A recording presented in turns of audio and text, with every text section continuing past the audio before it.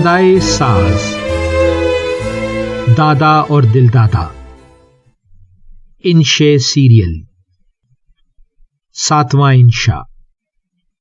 نیرنگ آباد اسٹیشن پر انکل پٹیل اور یانی آپا منتظر تھے۔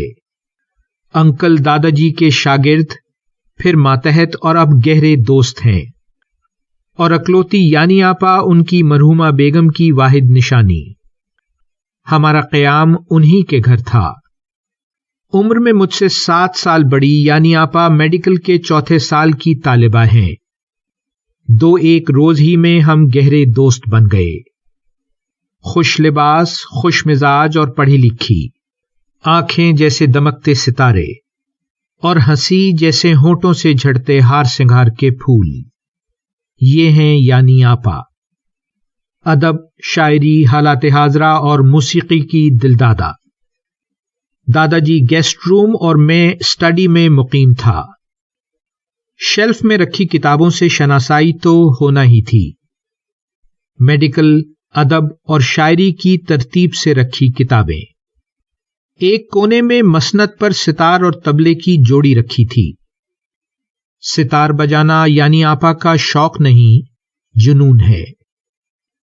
اس دن شام میں جب وہ مسند پر بیٹھی ستار کے تاروں کو دھیرے دھیرے چھیڑ رہی تھیں، میں نے ایک کتاب کا صفحہ پلٹا اور انہیں یہ شعر پڑھ کر سنایا۔ اس کی نازک انگلیوں کو دیکھ کر اکثر عدم، ایک ہلکی سی صدائے ساز آتی ہے مجھے۔ پھر کتاب بند کی اور پوچھا، ستار کب ایجاد ہوا یانی آپا؟ بولی، 13ویں صدی عیسوی میں دہلی میں علاؤالدین خلجی کے دربار میں امیر خسرو نے اسے متعارف کروایا تھا۔ ہو سکتا ہے ایرانی سہتار اس کا جد امجد ہو۔ اور طبلہ؟ میں نے پوچھا۔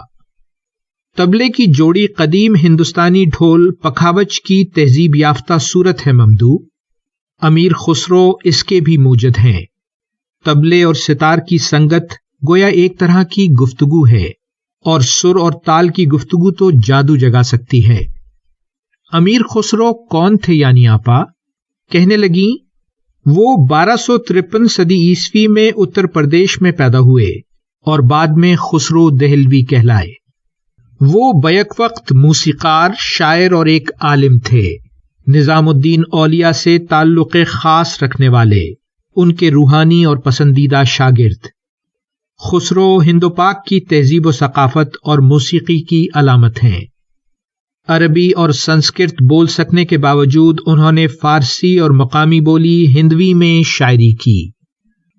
گائکی میں خیال اور ترانہ کی طرز اور قوالی انہی کی ایجاد ہے۔ شاعر کی حیثیت سے غزل، مثنوی، قطع، رباعی اور 2 بیت میں طبع آزمائی کی۔ ان کی بنائی ہوئی دھنیں دلوں کو تسخیر کر لیتی ہیں۔ دہلی کی سلطنت سے جڑے رہنے کے باعث انہیں شمالی ہندوستان اور موجودہ پاکستان میں زیادہ پذیرائی ملی، لیکن وہ بلا شبہ ایک آفاقی شخصیت تھے۔ ان کی لکھی پہیلیاں، گانے اور ان کی ذات سے جڑے واقعات آج بھی ہر دل عزیز ہیں۔ 1325 صدی عیسوی میں 72 سال کی عمر میں وہ اس دنیا سے رخصت ہوئے اور نظام الدین اولیاء کے پہلو میں دفن ہوئے۔ جاری ہے شارق علی، ویلیو ورسٹی۔